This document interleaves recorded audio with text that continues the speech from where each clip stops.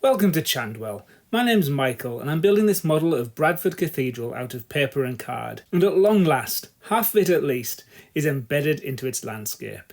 In this video, I want to show how I went about building the hillside to really make this model come to life. Over to me a few weeks ago. So it's a rather pivotal moment for the cathedral. The north side is now finished. The north transept I've just finished a few minutes ago and it's got its first coat of varnish on.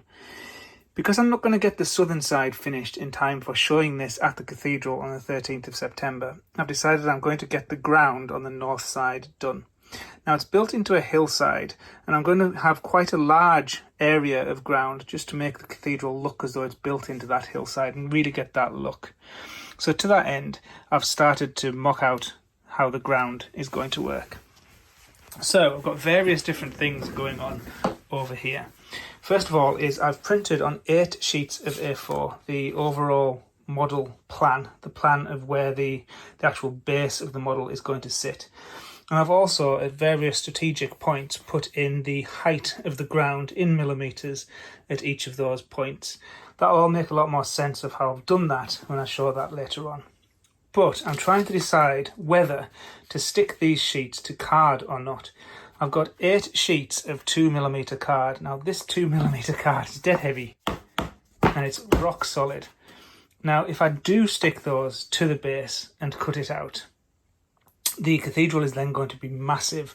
It's going to make it difficult to work on the south side when the time comes. However, I think I'm going to get it most accurate and get it all as well as I possibly can if I do build it onto the base. Now, I mocked the base up quite a long time ago, well over a year now. It's going to be this size, so you can imagine how difficult that's going to make working on the cathedral. So the south side is this side. So the cathedral's going to sit in there. Now this bit is all going to be grass. This is where the green is, and it's this shape because this is where there's a path goes up through the grounds like this. It's very close to the edge this side because this is where the narrow bit of pavement is on Stott Hill, and it turns around there and then it goes down into the city centre. Now this is the hill. This will be the pavement. I'm not doing the road, I'm just doing the pavement all the way down to the corner.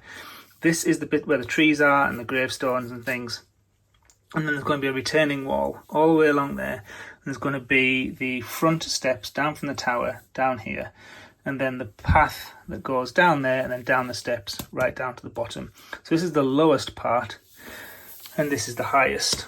So do I stick this onto 8 sheets of 2mm cardboard and then stick the cathedral to that before I start work on the ground on this side?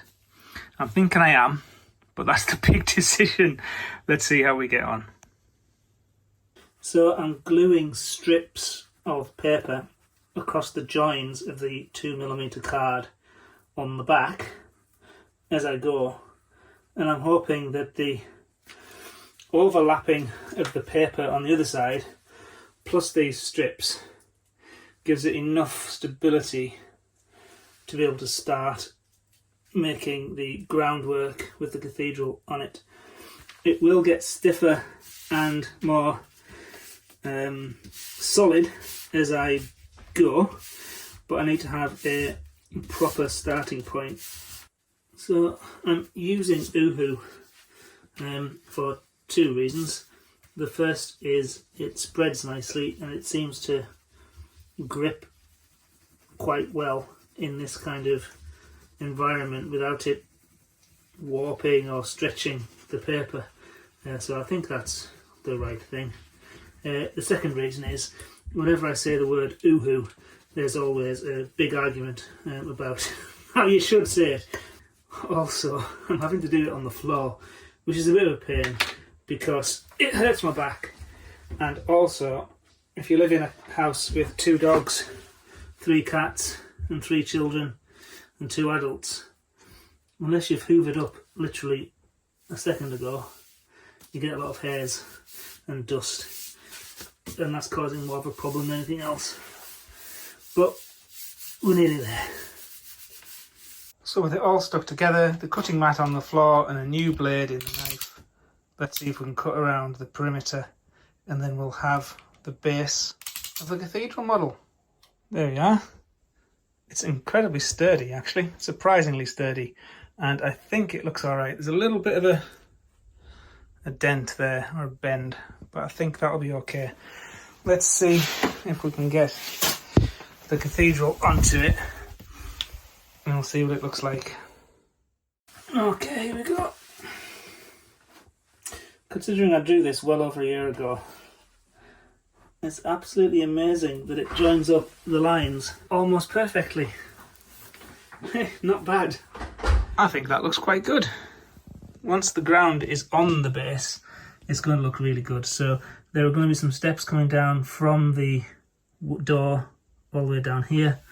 This bottom corner, because there's some more steps going down here. This bottom corner is the 0 level, so this is the ground down here, but there are steps going up that way. The road goes up that way. So while this is 0 millimeters, we're up to 18 by here, 39 there, 40 there, right up to 60.6 here, which is at the bottom of the door. And then right round here, we're up at 88 centimeters. 88 millimeters, which is around about that door all the way up there. So I think I will glue this to the base now, and then we're good. Obviously I've still got the south side to make, but it's starting to look good, isn't it? So this is a fairly momentous occasion. We're going to get this thing glued down. It's interesting, just look at all the different building techniques I've used at various different points. I've been here, there and everywhere with it. It looks pretty messy from this view, and not very straight either in places. Look at this, bowing out like a banana, but I think it's straight once it gets to the bit that matters. Alright, let's get this turned over and glued down.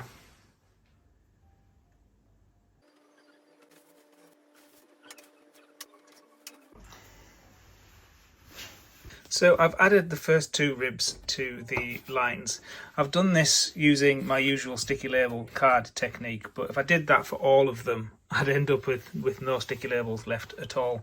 So the rest of them, once I've got these in, I know how high they need to be around the edges and around this bit. So I'm just going to put the rest in just with basic card measured by a ruler. I don't have to be exact.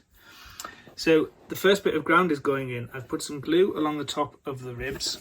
I've got the first bit of pavement ready to go, and this should just slot in and go around there nicely. Let's see how that works. That has worked really well. Superb.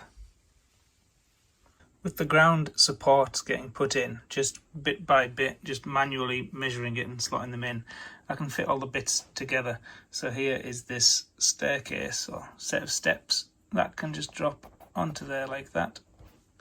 With the steps in place, and these are really interesting because they're not just stepped, they're also sloped. So this middle one is sloping up a level.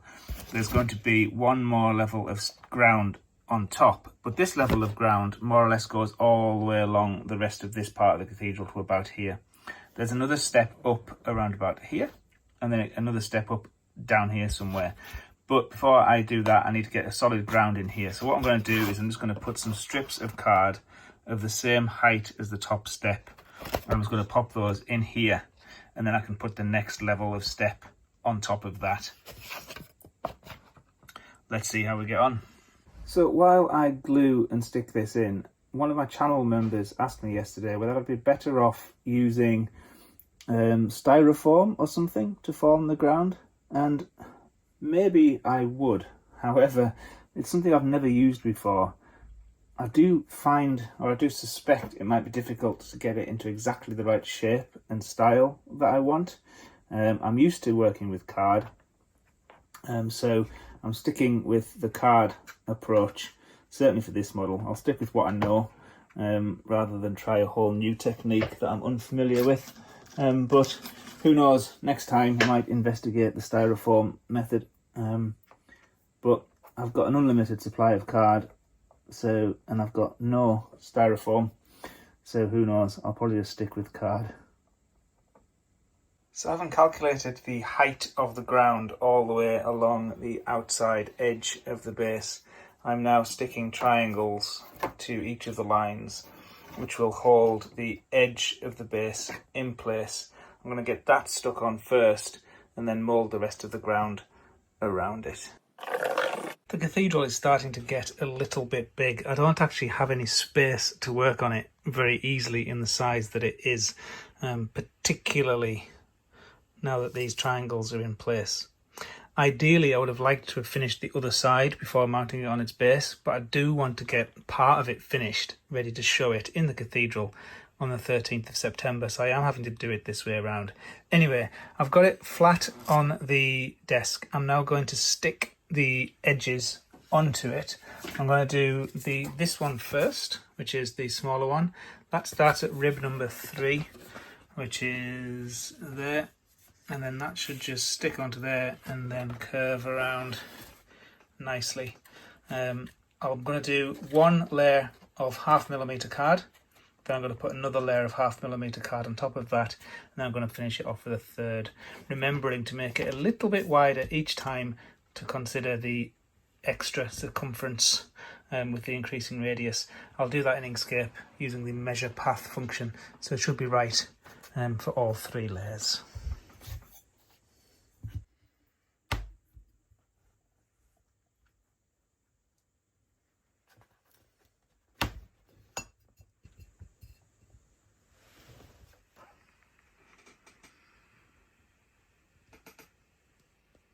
So I've continued building up the ground piece by piece, and it's starting to look quite good, especially around the back here where the street level is way up higher than it is down there. So I've printed the shape of the main path, which I traced from Google Maps, so I know the shape is correct, and I've fettled it so that it fits into the gaps left by the base and the frame and the bits of ground that I've already put in. So this is a tight fit, but that I'll now put texture on and then fit onto the frame that I've got in place. And then that's all the hard landscaping done. I can then start working on the rest of the ground forms in this gap and this gap down here. So let's continue. So it seems as though I decided over a year ago, and have since forgotten, that I'm going to model the retaining wall along the front of the cathedral, which means that this is a tiny bit of tarmac down at ultimate ground level, and there will be a retaining wall going along the front. The retaining wall has a batter of about 5 degrees, so I've drawn and cut these supports with a flat bit at the front to support the path, and then a hill going up to the correct level of the ground near the wings. So it's in place, the glue is drying, and I have got the piece of pavement, and that should hopefully just go on there and glue into place. So that will fit the curve of the base, just like that. And then another piece of base will come around and join the edge of the retaining wall, so a little tiny bit there. If I'd remembered that, I'd have started this bit of base further around to get a better curve without a join, but never mind. So because this is bending up slightly, I'm going to use Uhu for this. I'm going to put some Uhu along these flat bits and then paste this down on top. And then we can continue. I don't know what comes next actually. I don't think I'll put the retaining wall on just yet. I think I'll start work on the steps. I've said before how much I hate Uhu and its stringy, horrible nastiness, but needs must today, I think, because I do need to get this nicely flat and in place, because this will determine how the rest of the ground around this side works. Just putting a little bit of PVA around the base of those steps that I've had to cut around, and also I forgot to put it around the edge, which is where the base will join, so and put some of that on there as well and see how that works. Alright, drop this into place then, carefully. It needs to line up to the edge of the base, but also along to the edge of the retaining pieces. It needs to be perfectly aligned, otherwise we'll get a gap when I put the main wall on. So here we are with the grounding over here, and it's literally just card ribs with papier-mâché kitchen roll on top. So let's have a look at how we go. So I get the very basic ribs in place first. This is the ground form, roughly how I want it. And then I'm left with these big holes here. Now the smaller holes, I just shove in some scrunched up kitchen roll and then dribble glue on top. And that makes it go nice and hard. So that's only about that deep. It doesn't even go all the way down to the base. It's just literally held in there, scrunched up paper, glued into place. But for the larger bits, I put ribs in. So I know I need to get the height from here to here, all the way across, and I can go this way or I can go that way. But I tend to try and put it in like a little grid pattern. So let's get this filled in. I've got some old packaging cardboard here. I'm literally just going to cut it roughly into the right shape, trying to keep it so the corrugated bits are upwards. Then I'm just going to cut it into strips and slot it into the gap. Let's see how that goes, and we'll come back and I'll show you how I get it into place. So with the card just slotted into place. Hello, Iris. With the card slotted into place, I just use a little bit of pen here and here. I try to keep it a little bit lower than the edge so that when I add the papier-mâché it will come up to the right height. And then I just draw a line from that mark to that mark and then chop it off. And then with that done, a little bit of PVA, it doesn't need much, just a few dabs. It slots in. And there's our first one done. Just a few more to go now. With the groundwork in place, I cut up strips of cereal box, which I'm now going to glue on top of the framework to create the actual ground form. I'm not particularly careful when I do this. I just slap them on wherever they seem to make sense to go. I'll carry on working this way across the framework, which, although I only use a tiny bit of PVA, is actually really strong. So hopefully everything will be fine. It's always a little alarming to see such big work going on around such a fine model, but with care you should be able to get it all into place, and I think that's the last bit. So that should give us a nice solid ground onto which we can put the surface. For the surface I use some gloopy glue, and all this is, it's PVA mixed with about 50% water and a little bit of washing up liquid, and I use plain old kitchen roll. I tear the kitchen roll up into pieces and then I apply it to the model with a giant brush. Let's take a look. All I do is I simply place the piece roughly where I want it and then apply the glue to it. Put the glue on really wet, I mean really dribble it on. It's also important, since working with such wet substances, that everything, all the surfaces of the model itself have had at least one coat of varnish.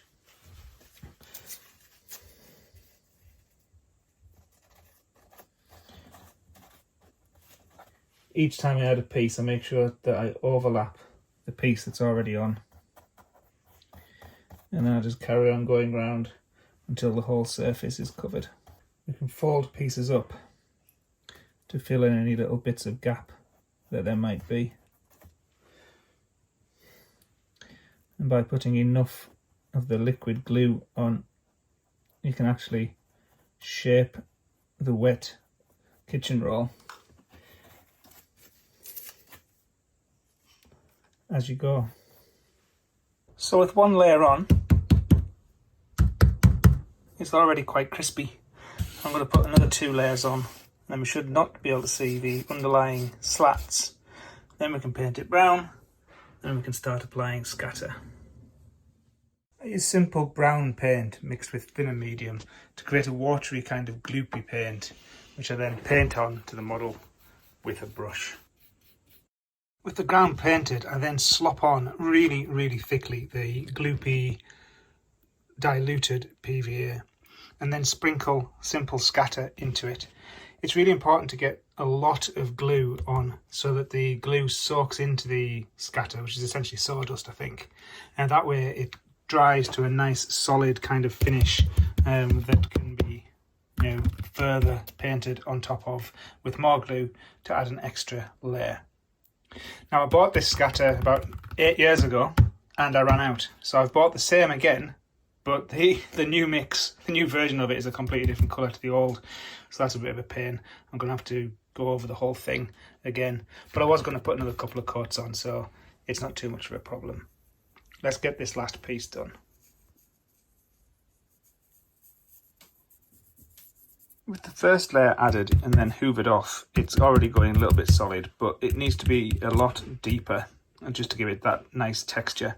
And also the flock that I've used is a little bit coarse, so I've got a finer one and I'm going to apply that as well. I've got a dish here of really dilute PVA glue mixed with some washing up liquid to reduce the surface tension. And I'm using a pipette and I'm just dribbling it on to absolutely soak the ground as much as possible, and that soaks in nicely. So I'm going to cover it to make it completely wet, and then I'm going to sprinkle on the next layer of flock. I'll then leave it to dry completely, and before hoovering it I'll put another layer of glue on like this so it really soaks in and makes the whole thing nice and hard.